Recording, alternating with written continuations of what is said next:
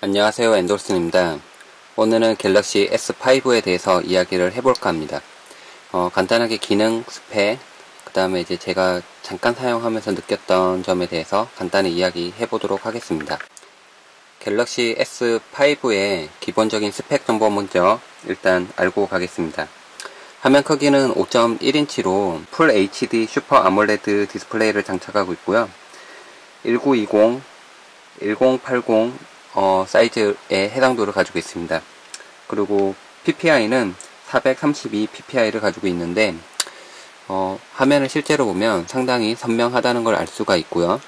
그리고 아이콘적으로 좀 변화된 부분을 알 수가 있는데 아이콘이 상당히 플랫한 느낌으로 바뀌었습니다.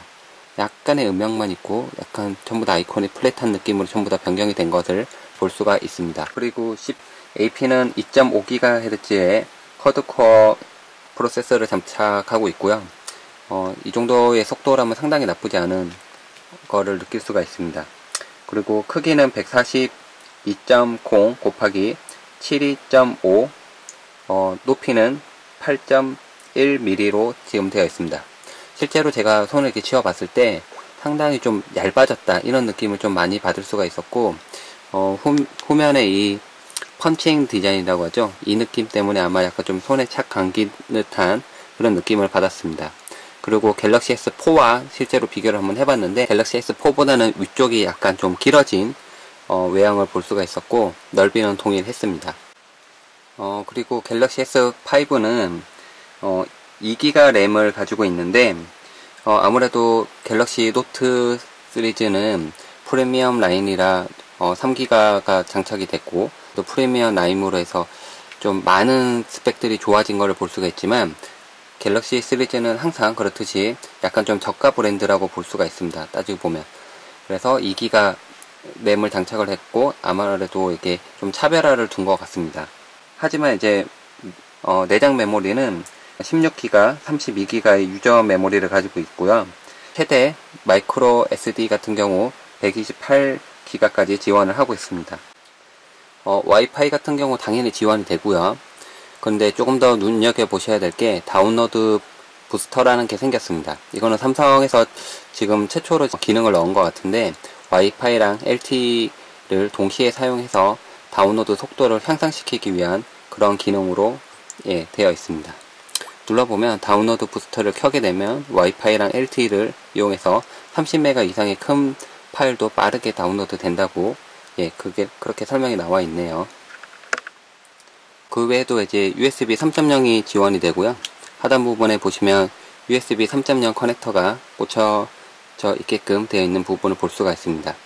그리고 좀 눈여겨보셔야 될 게 갤럭시 S5 같은 경우에 IP67 방수 등급이 적용됐습니다. 그렇기 때문에 조립할 때 상당히 복잡해졌고요. IP67 방수 등급이라는 거는 이제 방진, 방수가 다 되는 기능인데 6등급하고 7등급의 방수가 두 개 다 된다는 겁니다. 그렇기 때문에 갤럭시 S5의 조립이 상당히 복잡해졌다고 합니다. 실제로 갤럭시 S4와 비교했을 때 위아래가 조금의 차이가 있더라고요. 조금 길어진 모양을 볼 수가 있었고요. 아무튼 그 방수 6등급은 외부 먼지를 완벽하게 보호하는 상태를 뜻합니다. 보통 방수 7등급은 이제 15cm에서 1m 안에 물속에서 30분간 보호한다는 뜻인데요. 1m 수심에서 핸드폰이 받는 압력은 이제 1.1 기압 정도가 된다고 합니다.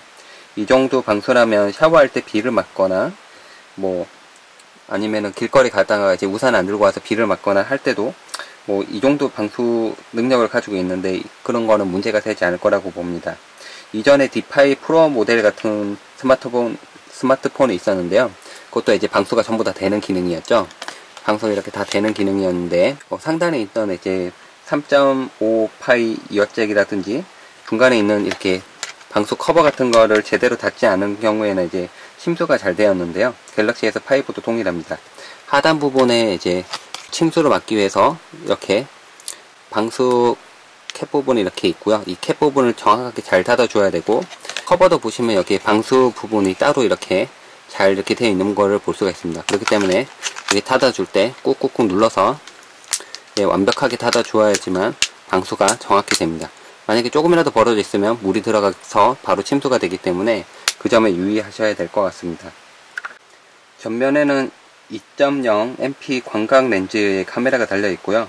후면에는 이제 16MP의 카메라가 달려 있는데, 카메라 기능은 지금 여기 보시는 것처럼 이렇게 하단에서 이렇게 다운로드 받을 수 있게끔 되어 있고요. 이런 기능들이 되어 있습니다. 조금 새롭게 봤던 기능은 가상 투어샷 같은 경우가 있었고, 지금 여기 추가되어 있지는 않지만, 이제 찍어 놓고 포커스를 잡는 이제 선택적인 포커스라고, 선택적 초점이라고 하죠. 그런 기능이 가능하게끔 되어 있는 기능이 나올 거라고 합니다. 예, 지금 여기서는 지금 기능이 없고요. 또 이제 HDR 리치톤 촬영도 가능하게끔 지금 되어 있습니다. 비디오 촬영은 UHD 30프레임으로 이제 HDR 동영상 촬영이 가능하고요. 배터리는 보니까 이제 2800mAh 용량을 가지고 있더라고요. 노트 3에 비하면 많이 작은데, 하지만 이제 갤럭시 S4 이전 모델 같은 경우에 2600mAh인 것을 감안하면 100mAh가 늘어났습니다. 그렇기 때문에 아무래도 조금 더 배터리가 늘어났다고 볼 수가 있습니다. 그 외에도 가속계, 자이드로 컴퍼스, 나침반, 기압계, 지문인식, 심장 박동 센서까지 모두 다 탑재되어 있습니다. 지문 센서는 전면에 있고요. 정확히 이 홈 버튼이 지문 인식을 합니다. 이렇게 갖다 대면 지문 인식을 하고요. 이 LCD 부분에 지문 인식을 하는 게 아닙니다. 이 홈 버튼에서 지문 인식을 하게끔 되어 있고, 후면 부분에 보면 이제 심박동을 잴 수 있는 센서가 달려 있는데요. 그렇기 때문에 갤럭시 S5가 의료기기가 되니, 스마트폰이 되니 말이 많았습니다. 지난 17일 식약청에서 의료 목적이 아닌 운동이나 레저 목적으로 심박 측정기는 이제 의료기기에서 제외된다고 밝힌 바 있는데요. 현재로서는 지금 심사 중이고, 심박 센서 기능이 미작동되게 지금 출시된 상태입니다. 그렇기 때문에 뒤에 있는 심박동계를 지금 쓸 수가 없는데요. 나중에 이제 식약청에서 곧 승인이 나면 사용이 가능할 것으로 보입니다. 그리고 약간 좀 특이점이 있었는데, 왼쪽에 있는 버튼이 메뉴 버튼이 아니네요. 보니까 메뉴가 아니라 이렇게 보이네요. 눌렀을 때 이렇게 바로 홈 버튼을 길게 누르고 있었을 때 보였던 그런 기능인데, 이게 이제 작업이 네이버 검색이나 구글링 되게끔 이 버튼으로 바뀌었고, 원래 이렇게 길게 눌렀을 때 이 부분 나왔는데 그게 안 나오고 왼쪽 메뉴를 누르면 이렇게 나오게끔 되어 있네요. 디바이스를 재시작 해볼 텐데요. 예, 지금 껐다가 지금 켰습니다. 켜게 되면 조금 재밌는 걸 볼 수가 있는데요. 갤럭시 S5를 한 다음에 안드로이드, 파워드 바이 안드로이드라는 로고가 보입니다. 이 로고가 보이는 게 이 제품이 삼성 OS가 아니다. 그리고 또 LG OS도 아니죠. 안드로이드 OS는 이제 공개되어 있는 OS인데, 이 OS를 가져다가 스마트폰을 개발하게끔 되어 있습니다. 근데 이 핸드폰에서 탑재되어 있는 안드로이드가 꼭 삼성 OS인 양 착각하고 혼돈할 수 있기 때문에 이 문구를 넣게끔 구글에서 의무화했다고 합니다. 근데 아무래도 이거는 애플하고 지금 삼성 간의 법적인 대립을 하고 있는데, 그것 때문에 구글이 이제 의식을 하고 그런 문구를 넣게끔 한 게 아닌가, 그런 생각이 듭니다.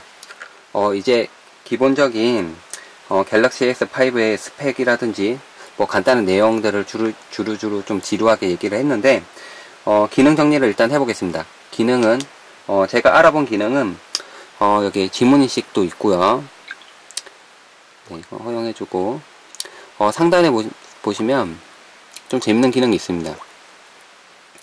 여기 뭐 툴박스도 있고 다운로드 부스터도 있고, 그리고 제가 재밌게 본 게 이 기능인데, 울트라 파워 세이브 모드라고 해서 초절전 모드입니다. 초절전 모드를 눌러보죠. 초절전 모드를 한다고 해서 지금 67%이지만 8.3일까지 대기를 할 수 있다고 합니다.